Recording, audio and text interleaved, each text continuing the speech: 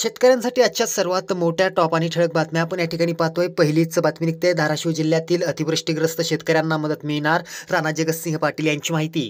पुढली मोठी बातमी निघते. नोंदणी झाली मात्र खरेदी नाही. धाराशिवमध्ये 27,000 शेतकऱ्यांच्या सोयाबीनची खरेदी बाकी, शेतकरी हतबल.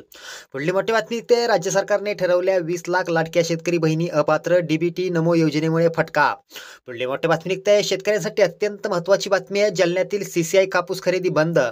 पुढली मोठी बातमी निघते. राज्याचे व देशाचे कृषी मंत्री नाशिकमध्ये एकत्र, 20% कांदा निर्यात शुल्क माफ करण्याची शेतकऱ्यांची मागणी. पुढली मोठी बातमी निघते. राज्यात ठिकठिकाणी शासकीय सोयाबीन खरेदी केंद्र ठप्प, तब्बल 12 दिवसांपासून शेतकरी खोळंबले. पुढली मोठी बातमी निघते. सोयाबीन खरेदीसाठी नोंदणी करण्यास मुदतवाढ, मंत्री जयकुमार रावलांची घोषणा. पुढली मोठी बातमी निघते. राज्यात गारठा वाढला, किमान तापमानात घसरण, पुढील 5 दिवस थंडीचा जोर वाढणार, हवामान विभागाचा अंदाज. पुढली मोठी बातमी निघते. केंद्राचा मोठा निर्णय, शेतकऱ्यांना डीएपी खतं परवडणाऱ्या किमतीत मिळणार, शेतकऱ्यांना दिलासा.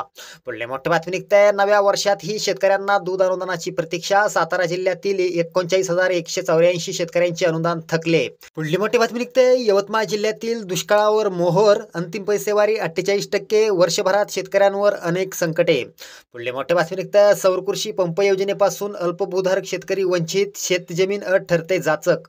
पुढली मोठी बातमी निघते. पंतप्रधान मोदींकडून कर्जमाफीचा अहवाल तसंच पीक विम्याचे 25% प्रमाणे पैसे होणार जमा, शेतकऱ्यांना दिलासा. शेतकऱ्यांसाठी या होत्या सर्वात मोठ्या टॉप आणि ठळक बातम्या.